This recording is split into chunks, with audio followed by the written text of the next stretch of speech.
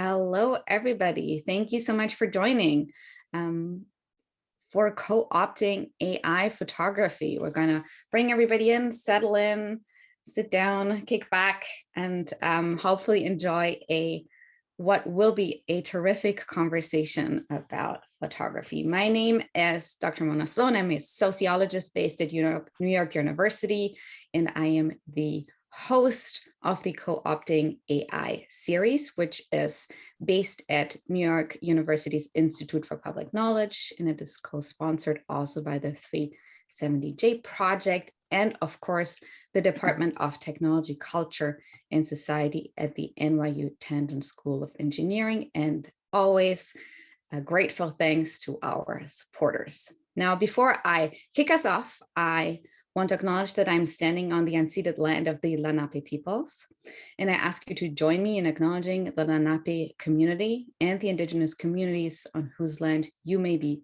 currently located, and to commit to beginning the process of working to dismantle the ongoing legacies of settler colonialism. Now, it is hard really to understate the significance of photography for the development of those technologies that we call artificial intelligence, especially deep learning, which is intimately linked to the advancement of image recognition technology, for example, a technology that today we find in our phones and, for example, in the sensors that enable autonomous driving. I could say a whole lot more, and I actually have a bit of a script as per usual today, but I'm going to actually park that because I know we have really amazing contributions from my guests today. And so I just want to say that in our conversation today, we want to examine the continually evolving relationship between photography, images, representation, inequity within that, and of course, artificial intelligence. And I could not be more grateful than having a stellar panel today, experts who will guide us through that exploration. Please join me in welcoming Dr. Lorna Roth, Rashed Haq, and Mikhail Owuna. Thank you so much for being here. Now, starting us off, Rashed Haq, who is a Bangladeshi-American artist, scientist, and technologist. He learned photography in the dark room in Rochester in New York State and was trained as a mathematical physicist, going on to do research in quantum cloaking, quantum computing, and the physics of black holes. He then worked in Silicon Valley, developing innovative applications of artificial intelligence, robotics, and advanced analytics. He was nominated for the AI Innovator of the Year Award by AI Business in 2019. And he has also a book out called Enterprise AI Transformation with Wiley that came out 2 years ago. Rashed uses a combination of photography and software algorithms in his artistic practice. Many of the techniques have been used in software engineering. He has recently had over 40 solo and group exhibitions across North America, and his work is in various private and corporate collections. He has won a bunch of awards, such as the Art and Science Award, the Compass Photography Award, and he has received honorable mention for the Carol Crow Fellowship at the Houston Center for Photography. A selection of his photographs were published by the Center for American Architecture and Design. An accomplished analytics and technology visionary, so also a technologist, in addition to being an artist, he has spent over 20 years helping companies transform and create sustained competitive advantage with an eye toward the future and what's possible at the intersection of technology, business, data, and algorithms. He has spearheaded advanced analytics to help companies create new products and services, generate revenue, cut costs, and reduce risk. Currently, he is vice president of robotics at Cruise, one of the leading autonomous vehicle companies. And before that, he was the global head of AI and robotics and group vice president at Publicis Sapient, which is a global leader in digital transformation. Welcome, Rashed. Following Rashed's contribution will be Dr. Lorna Roth, who is a distinguished professor emerita and former chairperson of the Department of Communication Studies at Concordia University in Montreal. Dr. Roth has been involved in Canadian broadcasting policy development and analysis and has consulted with Indigenous and multicultural and multiracial groups since the late 70s on issues of technology access, fair portrayal practices, bandwidth infrastructure distribution, human resource diversity, and minority representation at the level of employment. She is the author of Something New in the Air, the story of First Peoples television broadcasting in Canada, which came out in 2005. She also has a longstanding interest in minorities and public and private media sectors and has written extensively about the deconstruction or construction of cultural and racial diversity in the media, as well as about identity persistence.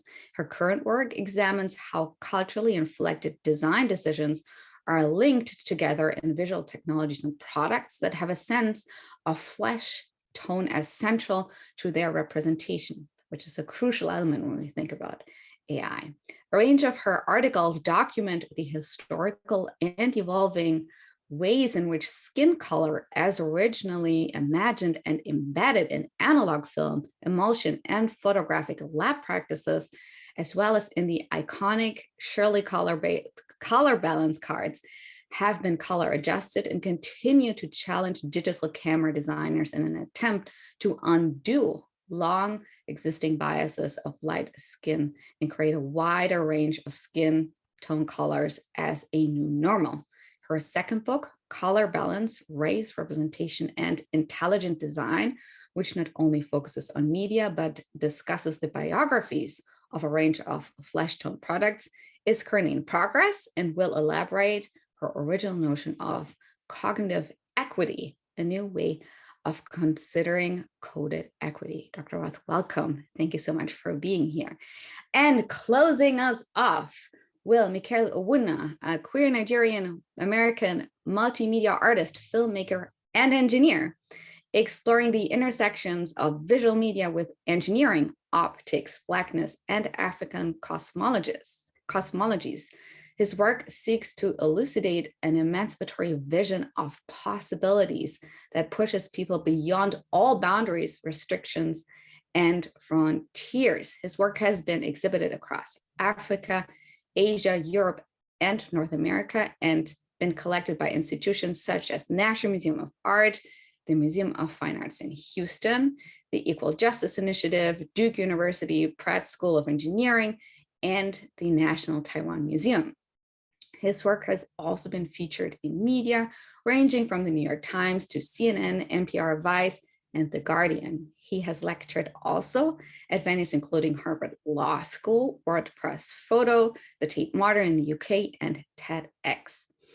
Mikhail has published 2 monographs, Limitless Africans, which came out with photo evidence in 2019, and Cosmologies, which came out with Clamp Art in 2021.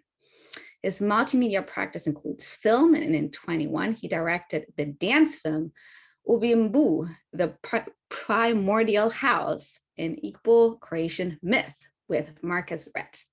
His work has been commissioned for major public art installations by organizations including the Pittsburgh Symphony Orchestra, the Cleveland Foundation, Contemporary Art Museum Raleigh, the Pittsburgh International Airport, and Orange Barrel Media. Welcome. Thank you so much. Welcome all. It is a pleasure to be here, and I'm just gonna pass it over to Rashed. Please, over to you, and thank you all. All right, thank you very much. I hope you can see my screen. Not yet. Not yet. All right. Perfect. Okay, all right. Thank you very much for that introduction. And hi, everyone. It's a pleasure to be here with all of you. And I want to thank Mona and the Institute for Public Knowledge for bringing this group together for this discussion. I'm really looking forward to that.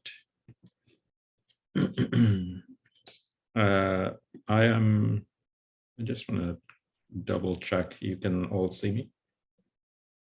Okay, sounds good. So I want to start with this delightful quote by the writer and curator David Campany, because it captures so much about photography, the entire state of photography, and it highlights both the positives and also the challenges that photography poses in the world. And with photography, it expands how we view the world. It shapes how we see ourselves in that world, and so it informs how we really construct our sense of self. And a lot of that is the challenges and benefits of that are all captured in a way in this little quote. And that really makes me think of this question, and this question is kind of my provocation for our discussion today, which is, are we sure we know what photography is? Because photography is a technology in and of itself.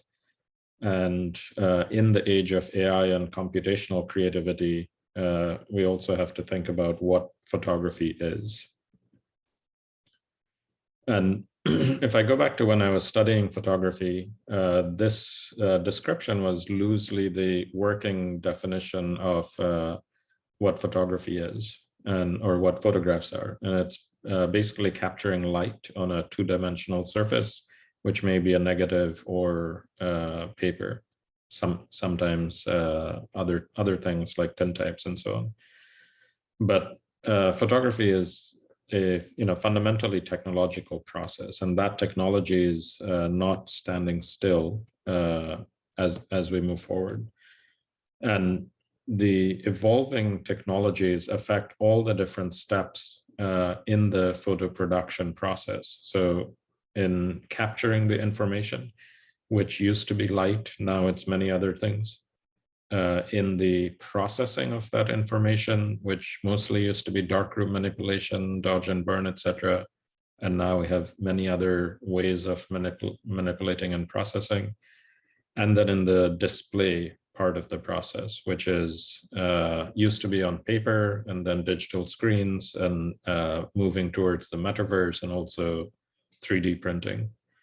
And I want to just talk through a few of these examples that are highlighted in bold, just to give you a sense of how photographers are pushing these boundaries.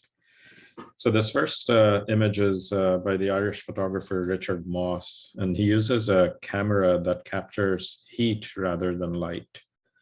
And this camera has usually been used for military surveillance, and it allows him to photograph things that we would otherwise not be able to see. So for example, it can detect humans at night or through tents up to 18 miles away.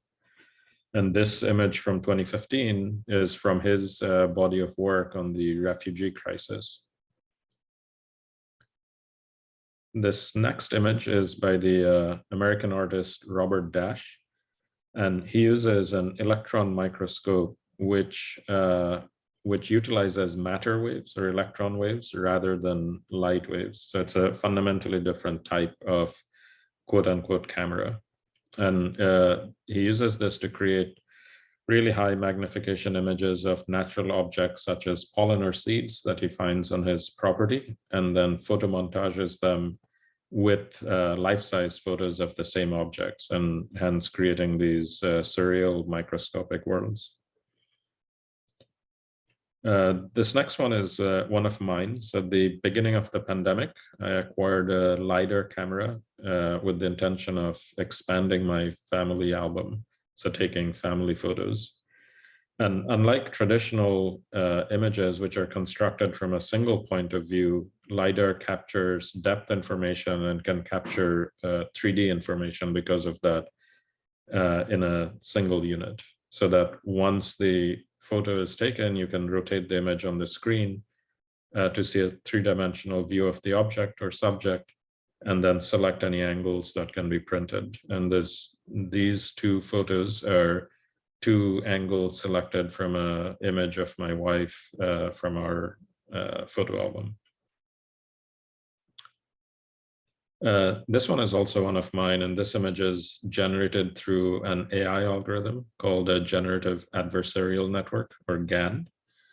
And I used manipulated digital portraits, portrait photographs that I had taken as input to train this algorithm. And now it generates more images based off of that training.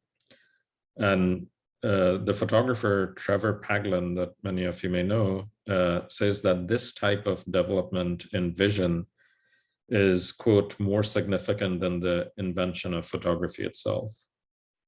And he says this because these AI-generated photos or images expand from just our vision to our imagination, because it is photographing things that do not exist in our physical world. And I'll show one more. So this is a pair of images. And this is from a virtual reality photo exhibition by the artist Matt Collishaw. And the exhibition is set up in this room. So this is what the room looks like if you're not wearing the virtual reality headset. You can walk around in this white room and touch all these structures. But people wearing the VR headset have an entirely different experience. And what they see is this view. And they see these photos on the walls and these the images that are covered on the countertops, etc. And when they walk around and touch things, what they feel actually corresponds to those structures in the white room. So these are some of the examples of the ways that artists are expanding the technological boundaries of the medium of photography itself. And the professor of photography in London, David Bate, has said there is no untheoretical way to see photography. And what he's meaning there is that how we see and understand photographs is always informed by a framework that we have in mind, whether we're conscious of it or not.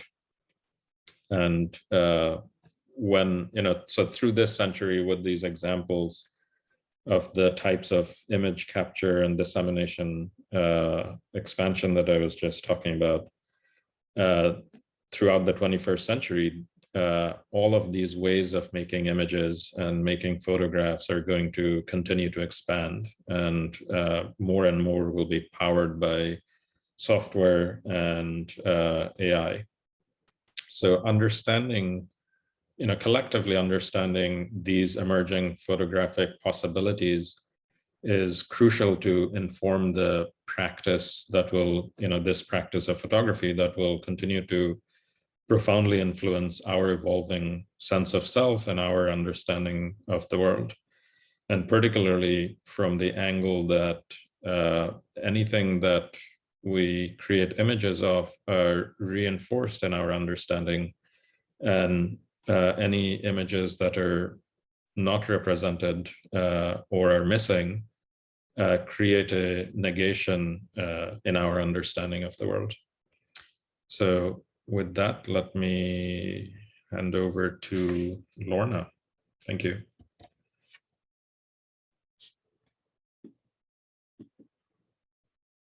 Thank you so much, Rashed. Very much appreciate it.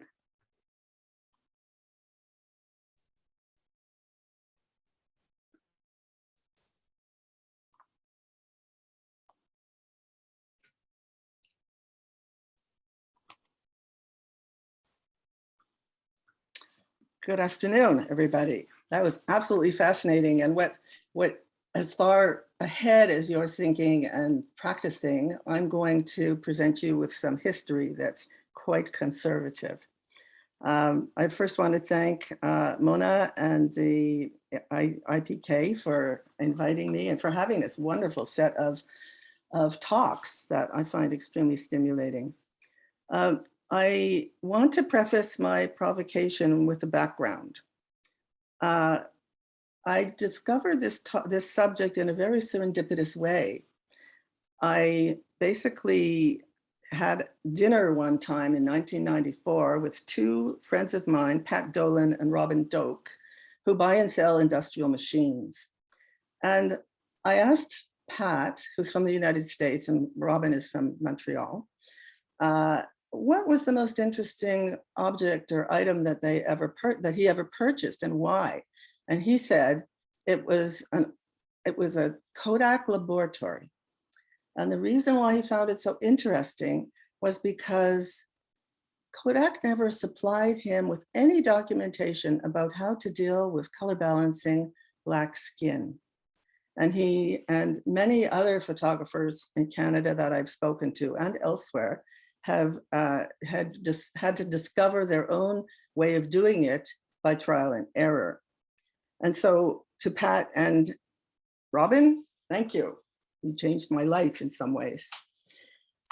So that was in 1994. And 1994 was a good year to become involved in photography studies.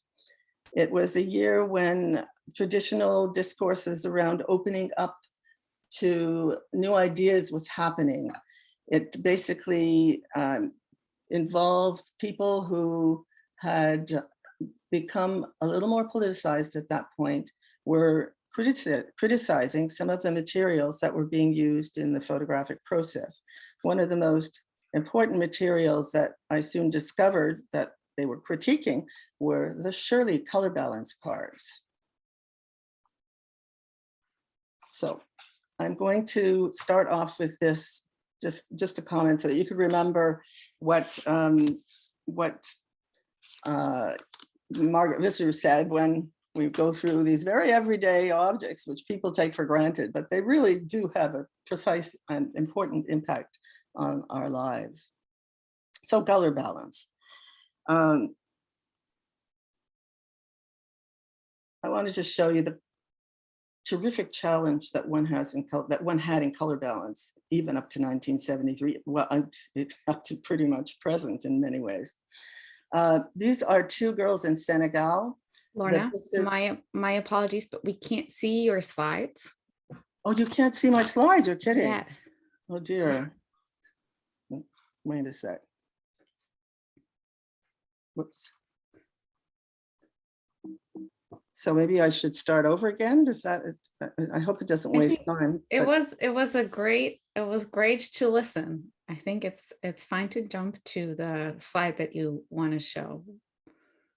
Some of them are quite important. Okay. So let me just do something here. So live answer recording you.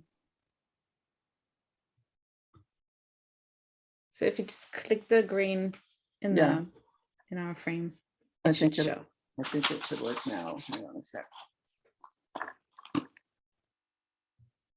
Great. Yes. Does it Perfect. show?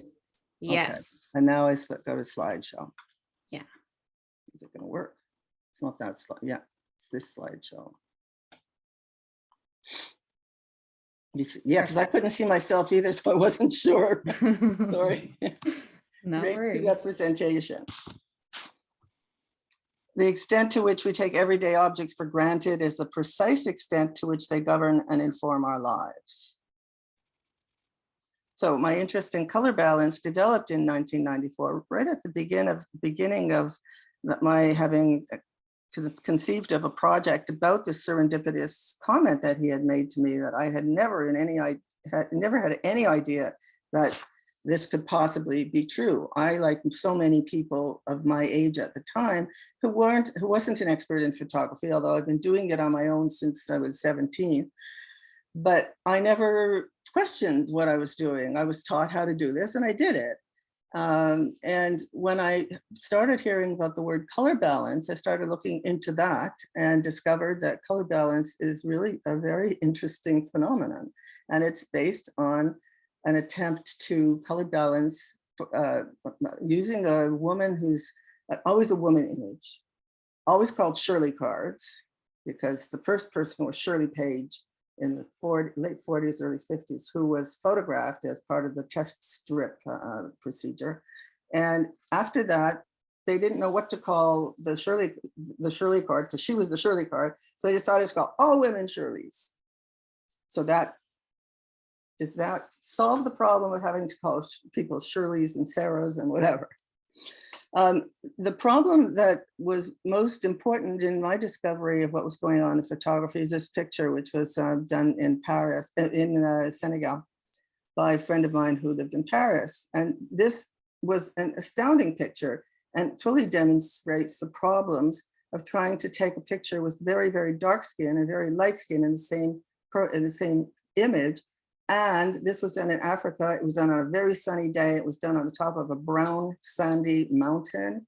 And so one person was not even evident. We couldn't identify the woman with black skin, and the other person was overexposed. So that became a challenge to many photographers to try and figure out, how do you deal with this, particularly when you're trying to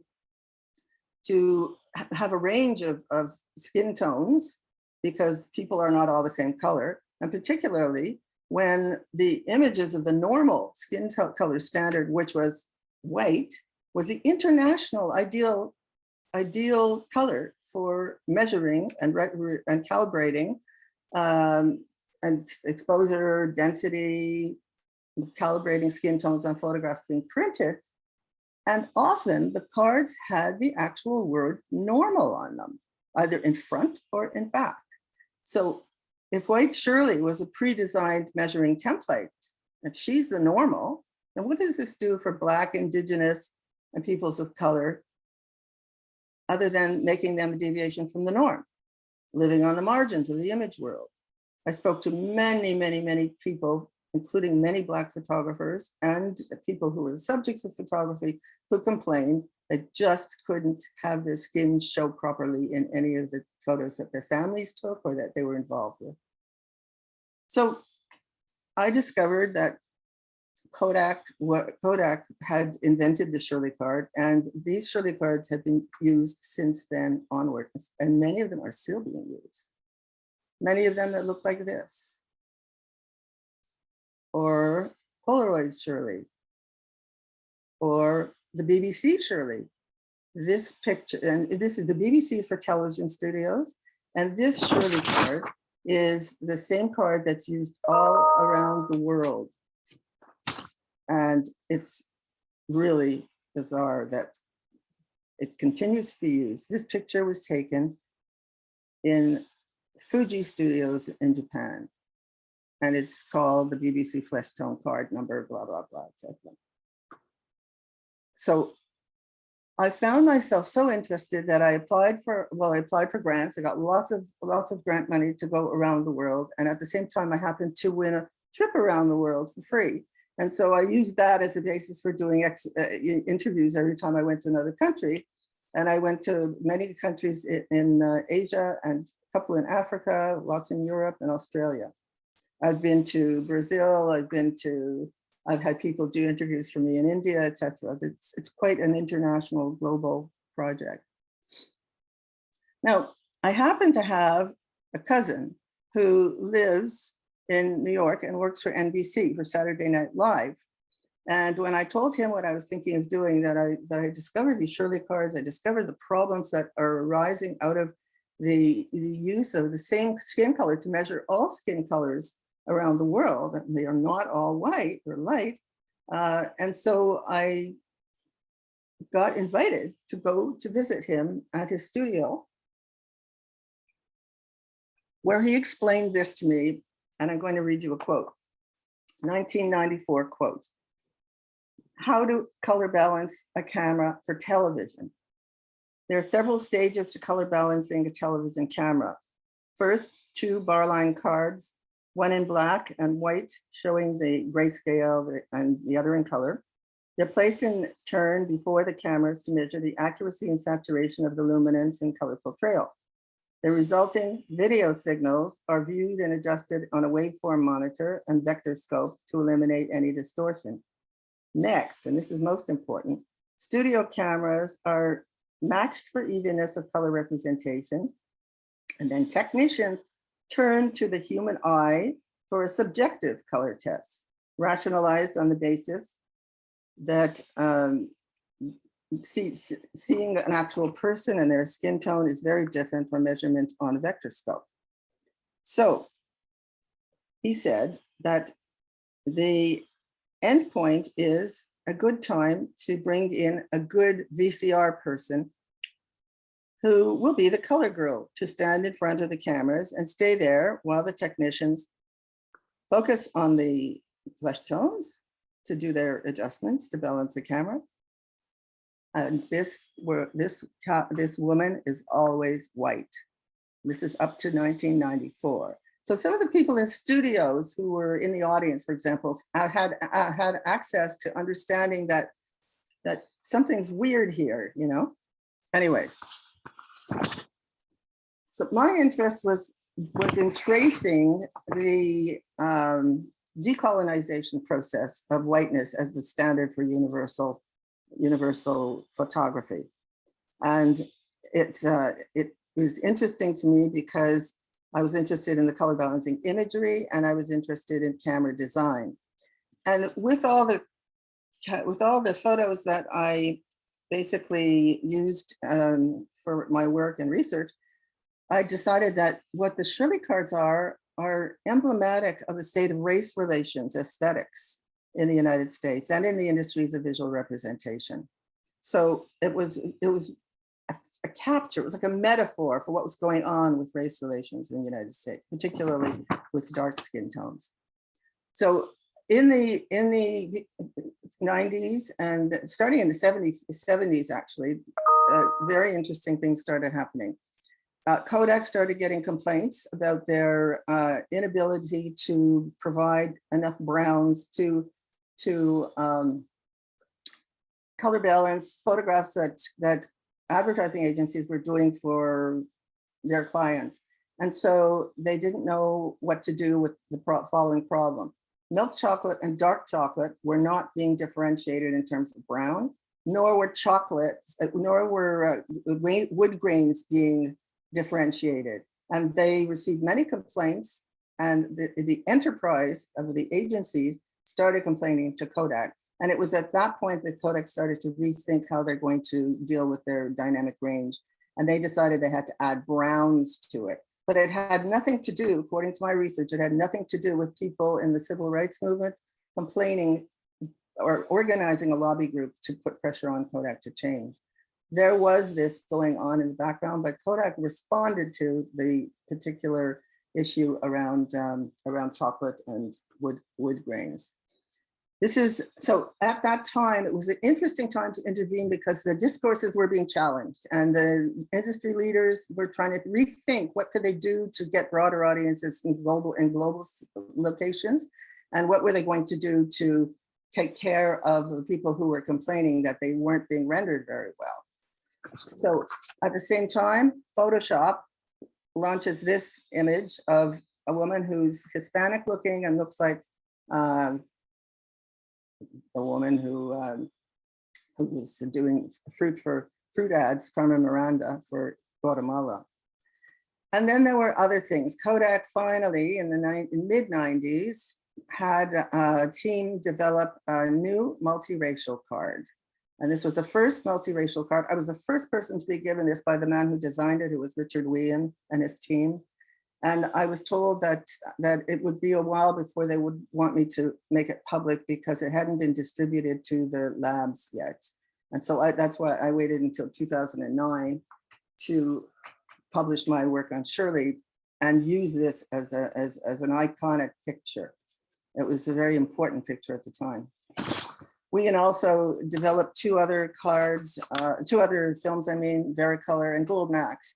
And Gold Max was a consumer film. And I was interested in stock film only because the people who did custom photography figured out ways in which to compensate for the deficiencies in the film itself. And so my interest was only in somebody who went to buy stock film with a cheap camera and brought it into an automatic place where they processed and printed it. But Gold Max crossed borders a little, and their advertisement was Gold Max is able to photograph the details of a dark horse in low light, which to me meant it's good for black skin. But they didn't say that. And then there was a need for a wider range. And so there were other images that developed that took that into account. This was a Getty reference image, but Dry Creeks did it. And you see the difference between that and the earlier images. And so one of the things that I was interested in was when photography moved from analog to digital, would the embedded bias toward whiteness be carried through? What would they do with that? How would they deal with it? And so I started looking at, because I couldn't look at everything, I started looking at the mistakes that were made public. And here is one that was made very public. We won't have time to see it, but please do take a look at it online. And what happened is they argued that, or they claimed that they had face detection and face recognition, face tracking software that would work for everybody. And then this guy who worked at Best Buy, I believe it was in Amsterdam, bought it for his wife for Christmas, 2009. And basically what happened is it didn't work. It didn't pick up black skin. It only worked with light skin. And so he bought it for Christmas, brought it back, changed it, brought it back twice before he realized that maybe it's racist, or maybe the people who designed it were racist. Oops. Another error, Nikon's Coolpix 630 tried to do face recognition. All they got for an Asian face was, did someone blink? And they wouldn't go any further. And this is really important. When Google, 2015, Google puts this on the web, tags 2 Black people as gorillas. Remember that, because of Google's new camera, which just came out this year, well, 2021 in October. And it's the Pixel 6 or the Pixel Pro, and its main advertisement, its strongest advertisement, aside from all the stuff that they already had on a lot of their previous cameras, is that it better portrays people with darker skin tones. So they did tests, well, one of the newspaper journalists did tests of these same person, those three cameras, and found that most of them preferred the Samsung because it made them lighter, they're brighter. And several of them preferred the Google Pixel, but the comment about it was, but it makes me look just like I really look, and I prefer to look the other way. So that was one of the issues there. Now, I just want to close off with some reflections on AI. The designer is always embedded in the design. I learned that through interviewing designers all around the world. Diversity has to be considered within work teams and training sets and training data. And I really feel strongly that teams should be multidisciplinary, cross-cultural, that they have to have a range of views in order to get not algorithmic outcomes that are not embarrassing or unacceptable. And then the inclusive representation, to me, leads to a more liberatory design, by which I mean non-discriminatory. And on the surface, we consider the stuff that we know, that we see on the screen, narratives, and we see in legislation. And these are the things that are the most obvious things we recognize when we're trying to look for inclusion and write about it. But on a deeper level, we must consider who the designers are, who are the members of the teams, who are the test subjects, and what are their values and thoughts. And the problem with the HP thing was that the test subjects were always white. They didn't have a single diverse skin tone in that test set for the algorithm, because they wanted to rush it out before Christmas. And that became a real basis of understanding that test subjects have to be diverse. Lorna? Yeah, I just have. Yes. Just so we can get to Mikhail. Okay. So I've invented this term cognitive equity, which, as you could see, you can read it. It looks like universal or non-discriminatory design, a flesh tone range embedded. And the A1 route to cognitive equity is through coded equity. And that basically is a way of understanding issues by their inscription in a full spectrum flesh tone vision of multicultural, multiracial equity and the underside of interior technologies and products. So basically what would happen is there would be a new norm, not the norm of single norm of whiteness, but the norm of flesh tones. And this is the final slide. The goal of AI's cognitive equity would be a necessary step toward cognitive equity. And this is what you should remember about cognitive equity. It's a state where coded, inequitable stereotypes, however unconscious, have been eliminated from the moment of inscription so that they are no longer repeatable. And thank you so much. Thank you so much, Lorna. And Mikhail, over to you, please. Thank you so much, Mona. Thank you, Lorna, for your presentation. Thank you, Rashed. It's really incredible, incredible honor to be here in conversation with all of you. I'm going to share my screen, and then I know we're coming up on time, so I might just make sure as people are going through, put your questions into the Q&A box, and we can also make sure we get to them as we're finishing up the talk.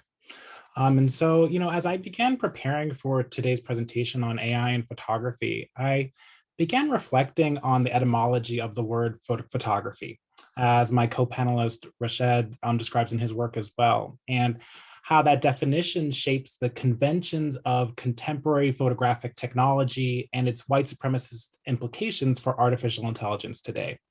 And so kind of just backing up to the term photography, you know, this comes from the Greek photos, meaning light, and graphos, meaning drawing. And so we see here a photography defined in the Western imagination as meaning drawing with light or light drawing. In effect, a photograph draws information from light to form a quote unquote objective portrait of the world. And in my artistic practice, however, rather than drawing the world from light as we know it, I instead have built camera equipment using my engineering background that allow me to draw information directly from blackness, to share visions of humanity that are described poetically in African cosmological systems and that are invisible to the human eye and photographic lens. This pursuit of using innovative approaches to photography to draw information from blackness rather than light, I would argue, is not unique to me. And I wanted to begin my presentation by grounding my work in the longer history and tradition of African-American photographers in particular, who have used the medium in ingenious ways, revealing blackness not as a limitation in image making, but as the enigmatic source. In the interest of time, I'll only share this one image by African-American photographer Roy Decarava, who was drawn specifically toward using gray tonalities, he would say, in his images to illuminate striking images of Black life in Harlem. In Dancers 1956, which you see pictured here, which is one of my favorite Decarava images, we see what would be deemed a severe underexposure and darkening of the camera. Instead, transform a pair of Black dancers into Black bodies floating in motion through the dim cavern of the dance hall. The Blackness of the figures creates no limits within them. And instead, the Black bodies here remind me of my engineering studies of thermodynamics and the definition of the Black body as the idealized physical body that is a perfect absorber and radiator of all forms of light and energy. Black photographers like Decarava pioneered subverting Western conventions of photography to draw from and with Blackness rather than with light. And this has been a practice for me that I've been drawing from, in particular with my series Infinite Essence that I began in 2016. And this series reflects on this larger tradition of drawing in this larger tradition that I mentioned, and is in response to contemporary images of Black death and murder, from Michael Brown to George Floyd. And for this, I leveraged my engineering background to draw images from complete Blackness using an invisible spectrum of light, ultraviolet light. And so when people typically see this image, for example, they don't realize that it's a photograph. And so just talking about the process, I begin by hand painting the model's bodies with fluorescent paints. And using my engineering background, I studied biomedical engineering at Duke University. I built my own camera flash that only transmits ultraviolet light. In total darkness, I click down on the shutter, and for a fraction of a second, the beam of ultraviolet light illuminates the model's body for a fraction of a second using an effect known as ultraviolet-induced fluorescence. And that momentary flash of fluorescence is captured onto the camera sensor in the image that you see here. I then ground each of these images in scenes from the archive of African diasporic myth, with an emphasis on the Dogon, the Dagara, the Igbo, which is my ethnic group in Nigeria, ancient Egyptian and African-American context, where we see in these systems Blackness deified as the primordial androgynous source from which all life and existence emerges. Here you can see just a bit of behind the scenes to see a bit more about the practice. Yeah, please, if no, just in terms of time, I can answer more questions if people have them. But on the right, you can see the fluorescent paints that I use that are applied onto the model's bodies. And on the left, you see me actually working with two dancers, which is also why I love the Decorava image with the dancers. I work collaboratively extensively with dancers, and these are Corey Boubinier and Victoria Watford from Pittsburgh Ballet Theater. And here you can actually see the transfiguration process that happens. So on the right, you see, here I am with my camera flash that I built. The model is body is already painted, but the paints aren't visible in the visible spectrum. And so I focus my camera, I turn off the lights, and then I click down on my camera shutter. And when I do, for a fraction of a second, the ultraviolet light, which is invisible to the human eye, is emitted from the camera from the camera flash. The paints on the model's bodies absorb the energy of the ultraviolet light, and they release a portion of that energy in the visible spectrum, creating this effect known as ultraviolet-induced fluorescence that illuminates the figures. And so we see here, by moving and creating images with a spectrum of light that is invisible to the human eye, we move beyond these racialized systems of oppression that are inscribed into the medium to illuminate a vision of Blackness as literally the source from which the entire universe emerges.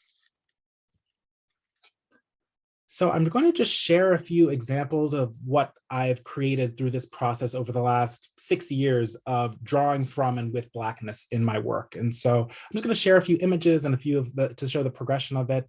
But this image, for example, draws from an African-American myth of the flying African, where enslaved Africans in the United States would fly home to their African homelands through the primordial blackness of space to return to the African creator gods and to escape bondage. And so this image was created in homage to the flying African. So again, referencing African mythical ideas of this primordial blackness by literally drawing from Blackness with my images. So from 2016 to 2021, I was working on Infinite Essence, and then I've recently expanded it with my new series Cosmologies that came out in fall of 2021. And here you can see my visual style expanding as I develop more sophisticated tools to draw from and with Blackness, using painted backdrops, synchronized ultraviolet flashes, and these images, again, animate specific creation sequences from Igbo and Dogon creation myths, where we see life and existence emerging from the primordial or androgynous blackness of space. And so again, what are the images that we create when we pull from Blackness rather than from light? And here's just one other image I wanted to showcase. Again, showcasing the extension of the practice that I've been developing with my engineering tools, literally creating these images literally in a complete blackness of the studio space. And so as a versatile engineer and photographer, I have now taken my imaging technology of Blackness into moving images for the first time. And this was with my first film, Obi Umbu, The Primordial House, which I co-directed with Marcus Red. And so Obi Umbu is a 30-minute choreographed experimental dance film. It is shot in complete blackness under a backdrop of ultraviolet light. And the film today is screened in New York, LA, Raleigh, Big Sur, and Pittsburgh. And we're continuing to tour the film this year. And so in case any of you know any venues that might be interested in hosting us for screening, definitely let me know. I'll showcase just a 1-minute trailer so you all can see the work.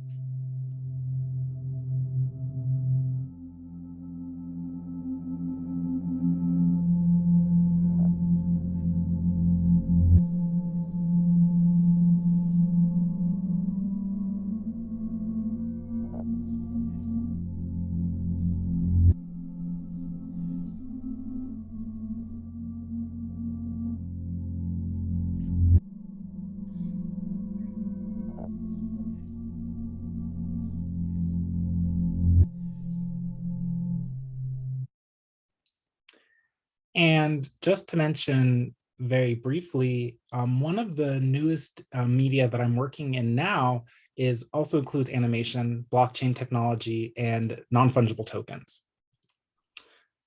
And so with my work, I seek every medium I can to bring these visions from Blackness and of the multidimensional depths of African cosmologies to the 21st century world.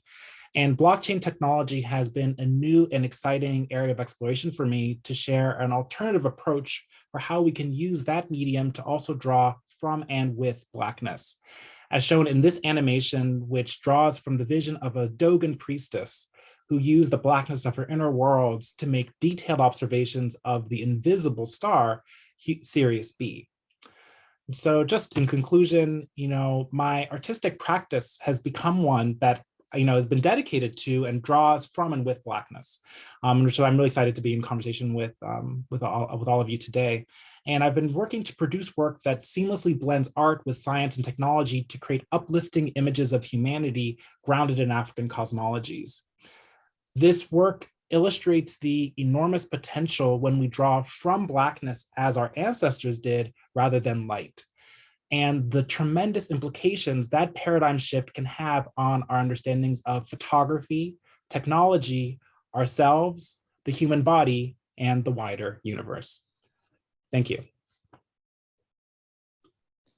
Thank you so much, Mikhail. Thank you, Lorna. Thank you, Rashed, for your terrific contributions. We have about 5 minutes left today, so I want to encourage the audience to start putting questions into the Q&A box at the bottom of your screen. And while I give you time to do that, I'm going to just take chair's privilege and ask a question to all of you.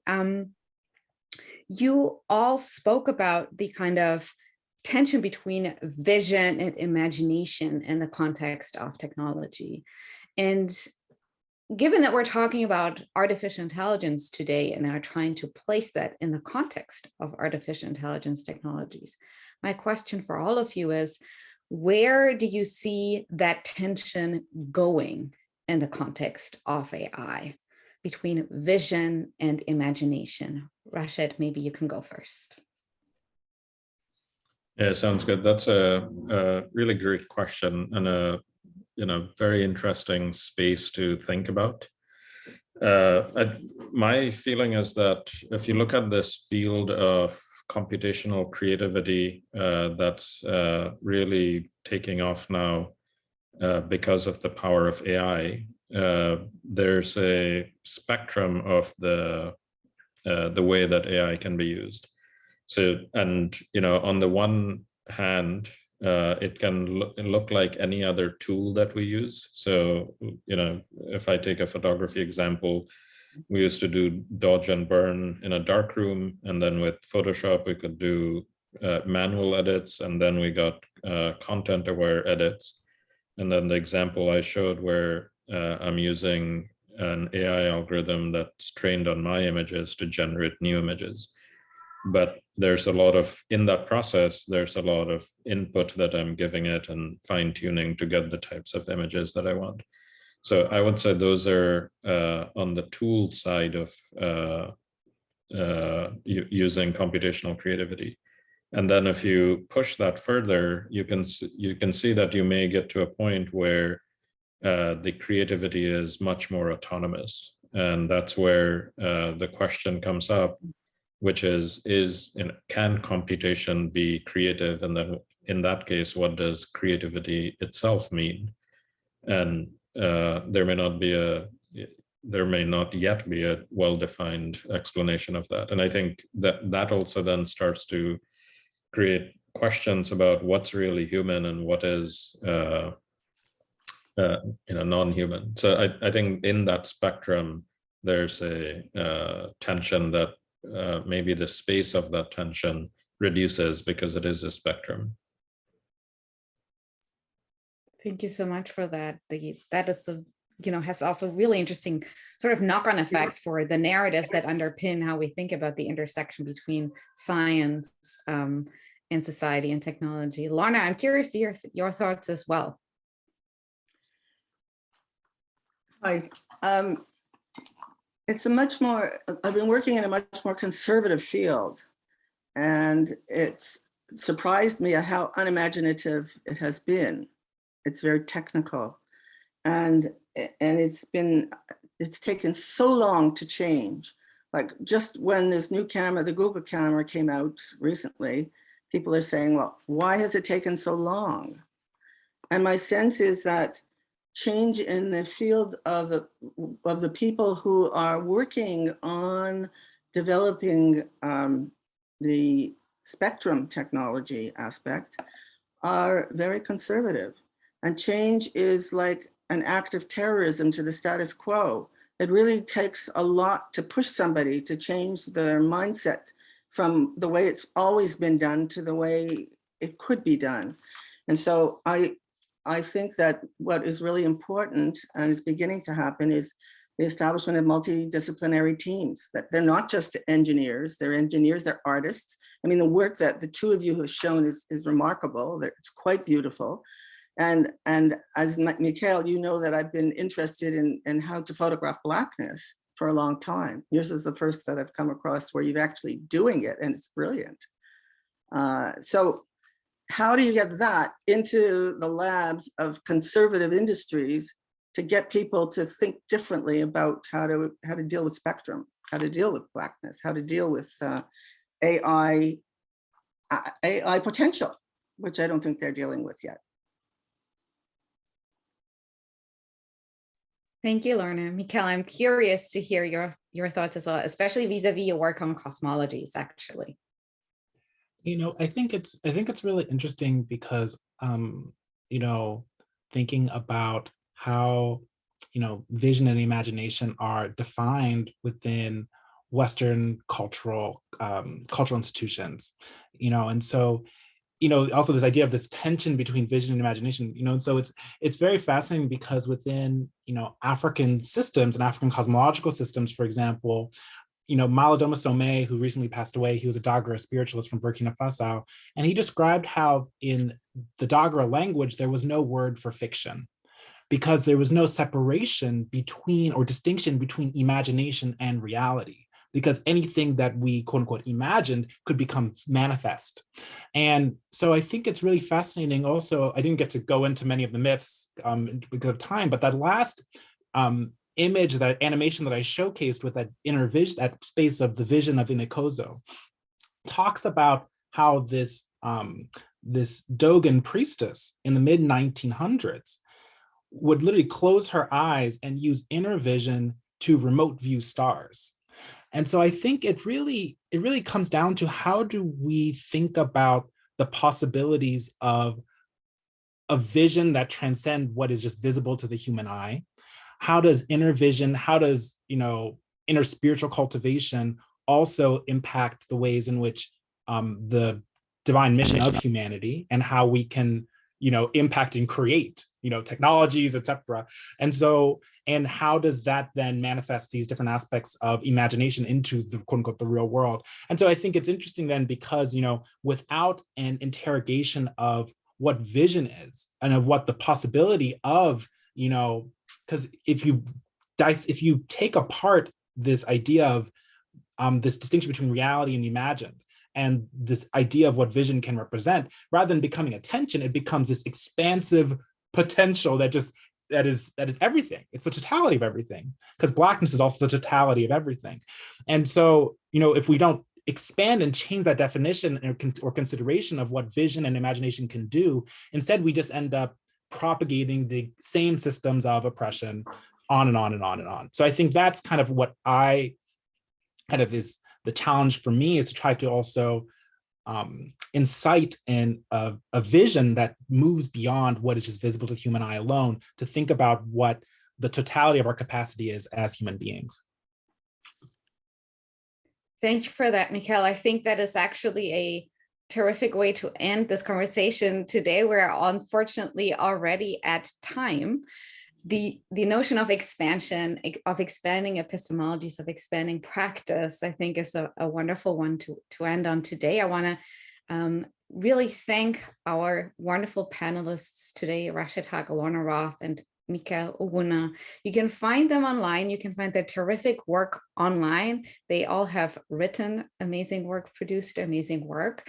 Thank you so much for being here today. Thank you to our audience. And of course, thank you to the team for doing all the work that you do in the back end. I look forward to keeping in touch and have a wonderful rest of your day wherever you are. Thank you so much. Thank you very much. It was a Thank pleasure to you. be here. Great day yourself. Thanks, Take everyone. good care. Goodbye. Bye, nice meeting you.